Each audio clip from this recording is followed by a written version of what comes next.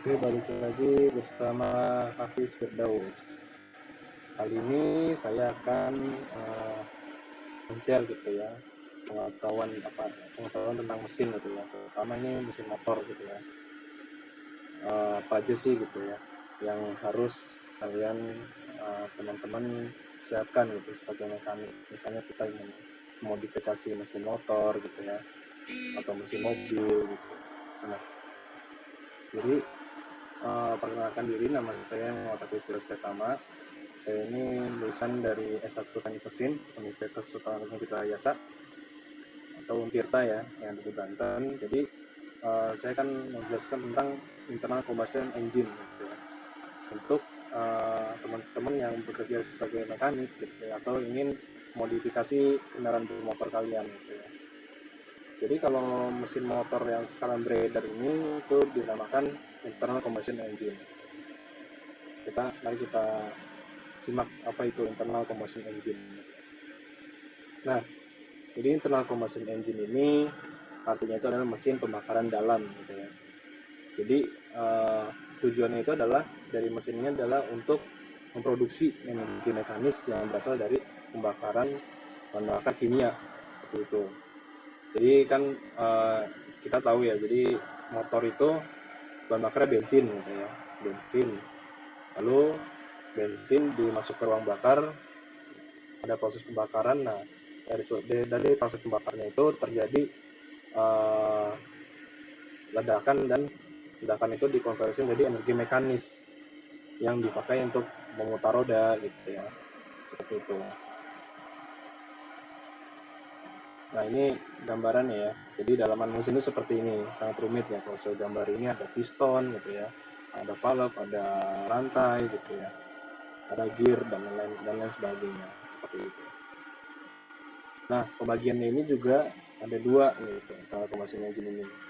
Jadi ada yang model spark ignition, ada juga yang compression ignition gitu ya.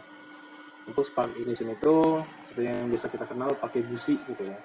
Jadi busi itu memercikan api dan akan membakar bensin yang ada di dalam ruang bakar tersebut. Dan ketika bensin itu meledak gitu ya, terbakar dan terjadi ledakan, maka piston akan terdorong ke bawah gitu dengan sendirinya dan menjadi energi mekanis gitu. Nah, sementara untuk compression ignition ini biasa kita sebut kalau di Indonesia itu mesin diesel gitu ya, mesin diesel engine. Kalau diesel engine tuh pakai ini compression ignition karena dia tidak menggunakan busi, hanya menggunakan tekanan gitu ya, tekanan untuk membakar bahan bakarnya. Jadi tekanan biasanya itu sangat tinggi sehingga bahan bakar tersebut bisa meledak dengan sendirinya seperti itu. Ini yang dinamakan self ignition gitu ya, atau bisa disebut juga self ignition.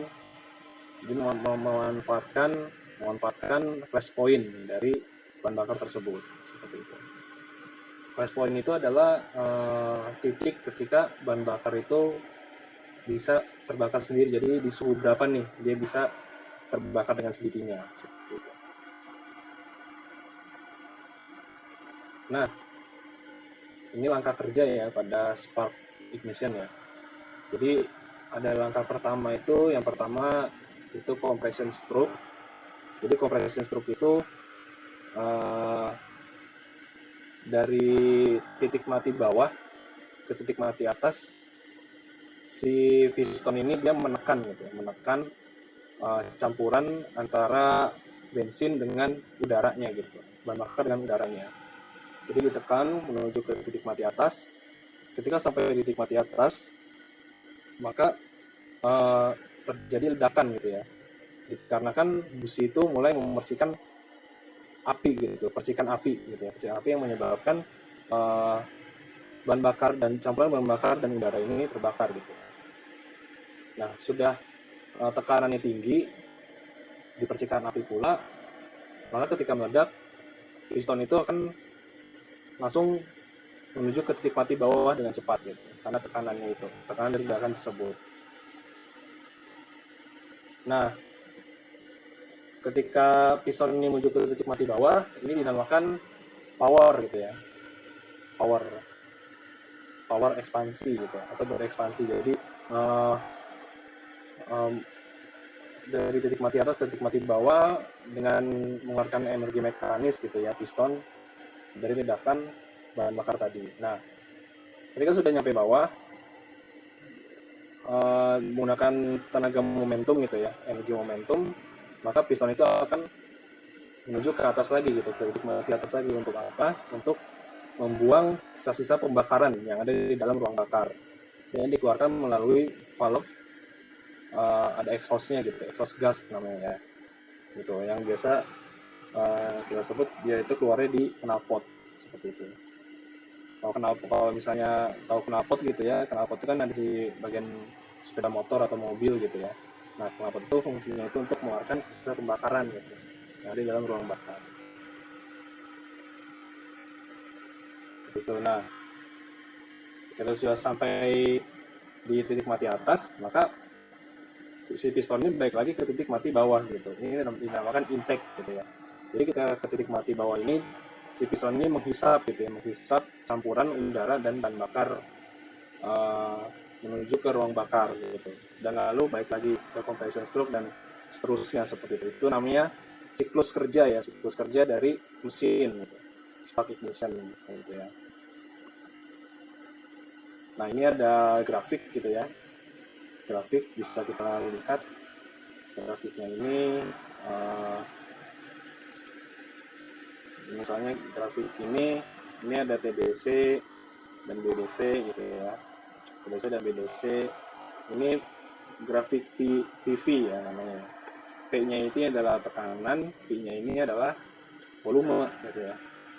Nah, ini misalnya kalau intake ini kan dia ke bawah ini ya, kayak model ini kan ke bawah ya, ini kan ke bawah nih intake ya.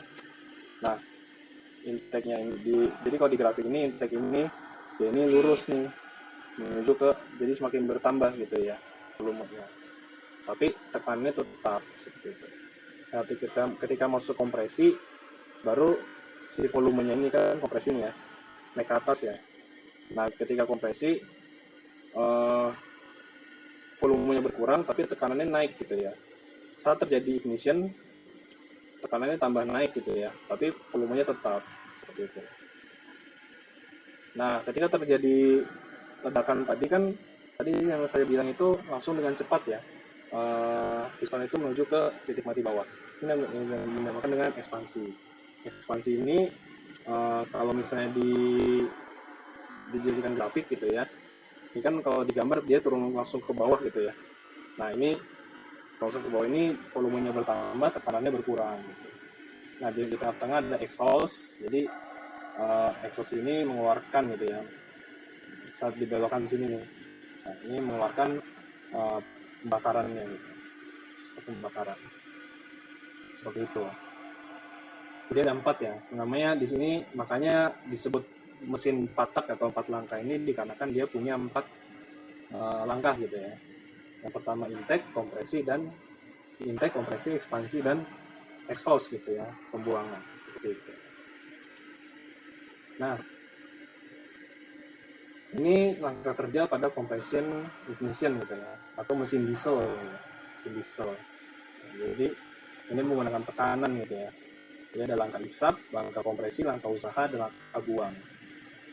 Sebenarnya sama aja gitu ya, sama aja dengan apa namanya, dengan spark ignition ya, yang menggunakan busi.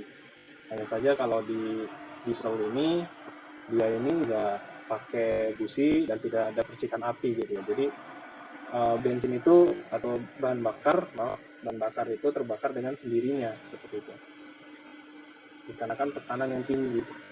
Dan itu sangat mungkin terjadi gitu ya jika bahan bakar tersebut memiliki flash point, ketika flash point bahan bakar tersebut sudah tercapai gitu ya. Ini teman-teman bisa cari gitu ya tentang teori bahan bakar gitu ya, misalnya premium, bahan bakar Pertamina, Pertamax gitu ya, atau premium atau Pertalite gitu ya, atau misalnya solar. Nah, masing-masing bahan bakar tersebut itu punya flash point-nya masing-masing. Ada flash point dan ada fire point. Teman-teman bisa cari sendiri apa itu flash point dan fire point. Nah, rumus perhitungan ini juga dibutuhkan gitu ya. Misalnya ini sangat dibutuhkan ketika kita ingin memodifikasi kendaraan gitu ya, atau ingin membuat mesin gitu ya.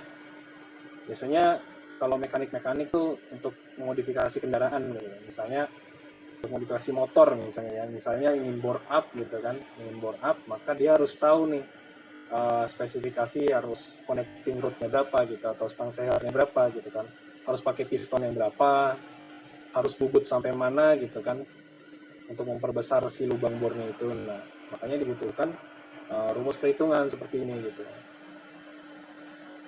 Begitu, ini ada rasio kompresi,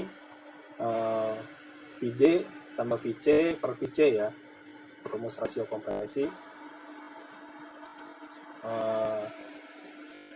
Ini rumus rasio kompresi ya. Jadi ada VD tambah VC per VC gitu ya.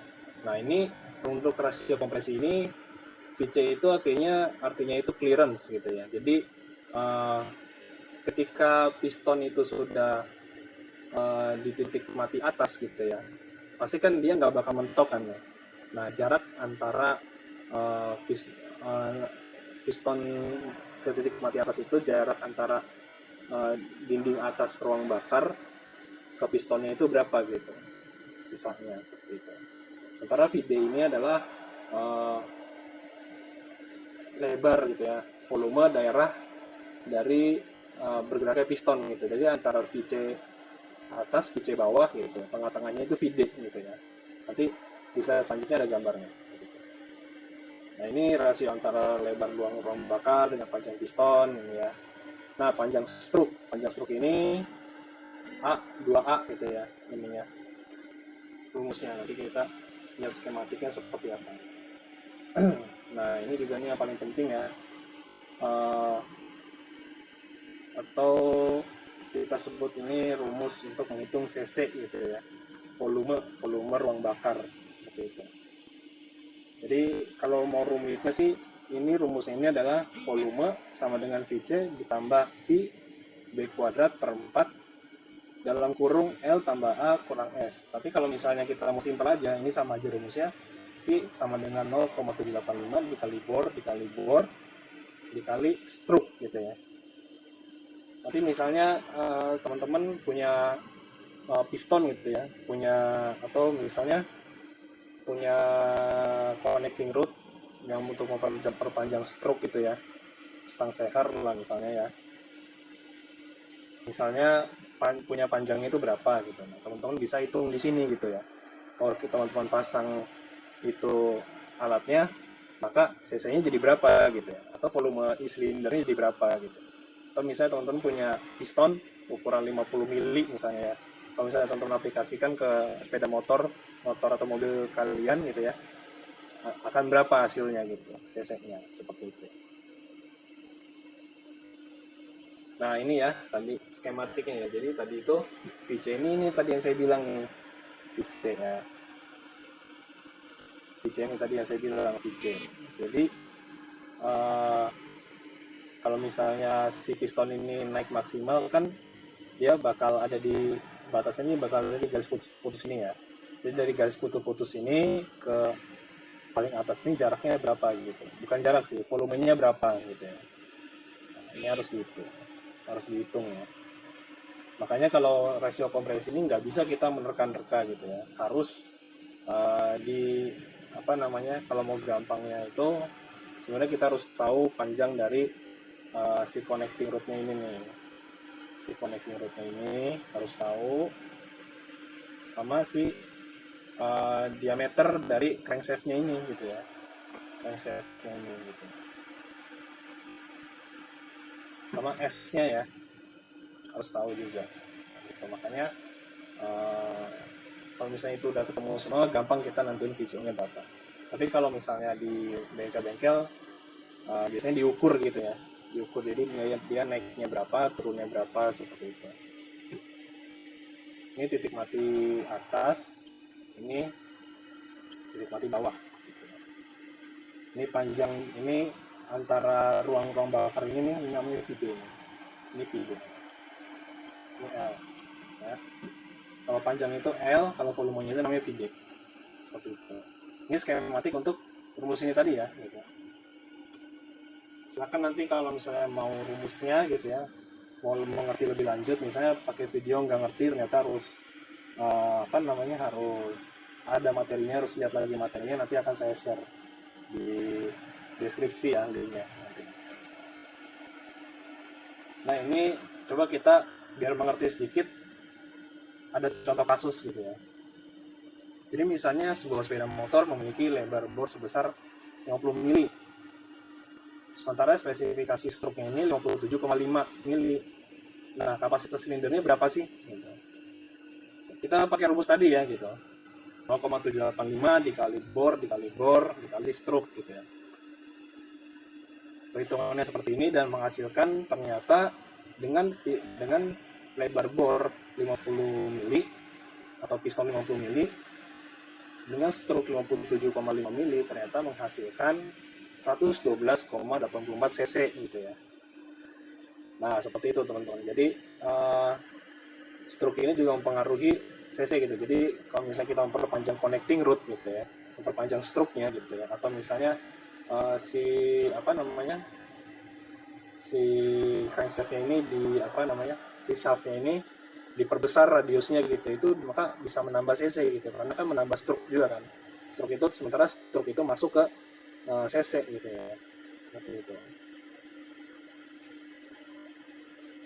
Ya sekian, semoga bermanfaat gitu ya untuk teman-teman yang ingin modifikasi kendaraan gitu, atau misalnya berprofesi sebagai mekanik tapi kalau ada customer yang mau bore up bingung mau ngapain gitu kan, perhitungannya bagaimana gitu, menentukan pistonnya itu bagaimana gitu, spesifikasi dan lain-lainnya, maka insya Allah ini akan bermanfaat gitu untuk teman-teman sebagai acuan gitu, landasan untuk teman-teman menentukan spesifikasi motor yang spesifikasi part-part modifikasi untuk bore up yang cocok untuk kendaraan kalian. Oke, untuk kelas selanjutnya mungkin saya akan jelaskan tentang dinamometer gitu. Jadi saya akan jelaskan apa itu dinamometer, fungsinya untuk apa, cara menghitung dayanya seperti apa, nanti ada di sini. Ya, sekian. Assalamualaikum warahmatullahi wabarakatuh.